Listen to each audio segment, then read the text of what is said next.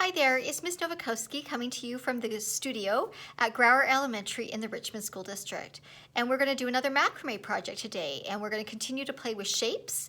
And today's project is a small wall hanging that has an asymmetric triangle. So using some of the same things that we thought about for a symmetrical triangle, we're going to do an asymmetrical triangle on the side of our wall hanging.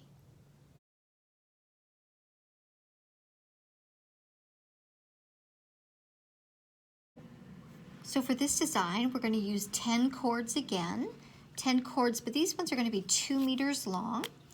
And we're going to make our 5 square knots across the top. And now we're going to do an asymmetric design. So we're going to keep these lined up here, but we're going to do 4 here, and then 4 again, and then down to 3.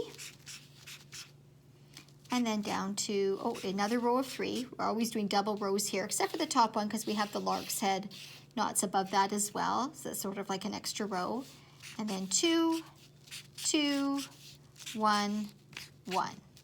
So this is more rows, and that's why we need a little bit of extra length of the cord. So 2 meters for each string or piece of yarn, and you can see how this makes a triangle, but that's lined up on the right. You could do the opposite, the symmetrical version, and line it up on the left. It's up to you.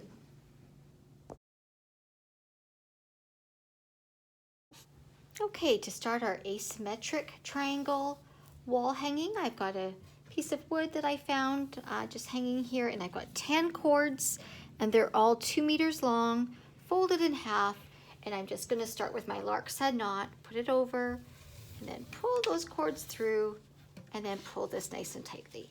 So I'm going to do 10 of those across here.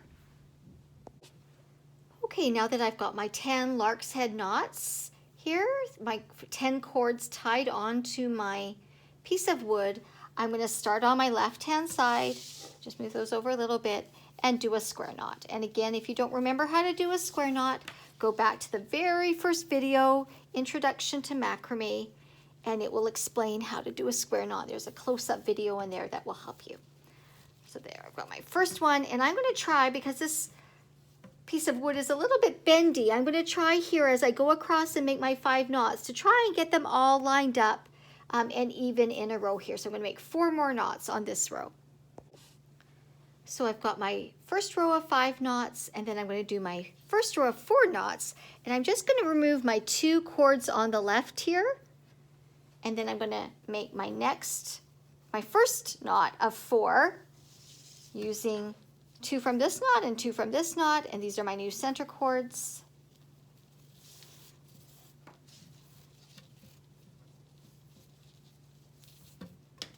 And then I'll make 3 more knots in this row.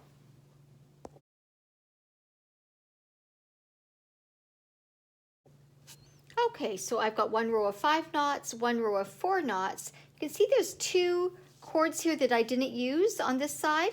I'm going to use them, so I'm just leaving them hanging there.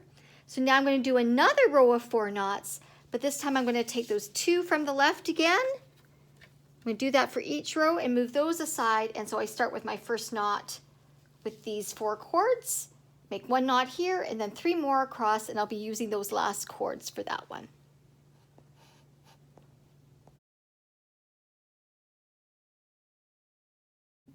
I redrew the plan to better reflect what I'm actually doing here.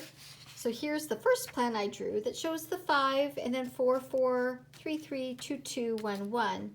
But this one actually shows that I'm actually just moving over 2 cords each time. And I'm not going right to the edge. There's those 2 extra cords that are left over on some rows. So this plan actually better shows, I think, what we're doing. So now I'm on to my 2 rows of 3, so I take 2 cords up, move them over, out of the way, and do my first knot with 3, and then 2 more, and then I take 2 cords again, remove them, and do another row of 3 right to the end.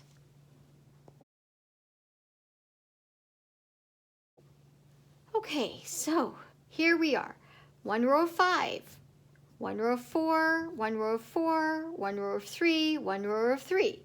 Now we're into our rows of 2. So we move 2 cords up like we do for each row. Make our first square knot.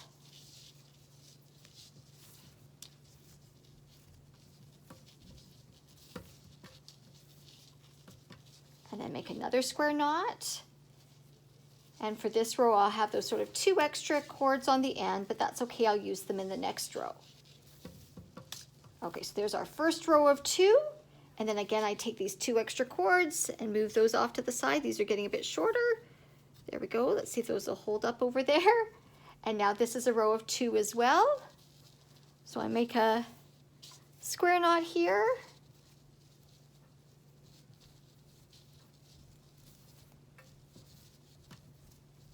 And another square knot on this end using those 2 end ones here.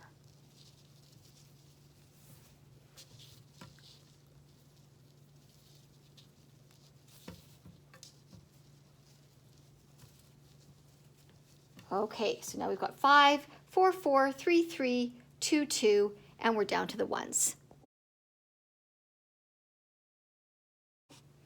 Okay, on our final 2 rows, we just move these 2 cords over, tuck them in over here somehow, and make 1 square knot here. Whoops, see, those fell down. That's okay. I've already started my knot, so those shouldn't get tangled in there. When they start to get shorter, it gets hard for them to tuck away. Okay, so there's my 1.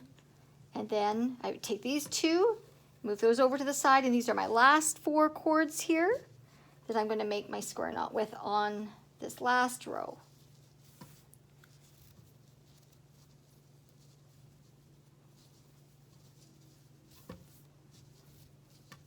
And there we have all our knots. So how many knots did I make for this project? 5, 4, 4, 3, 3, 2, 2, 1, 1.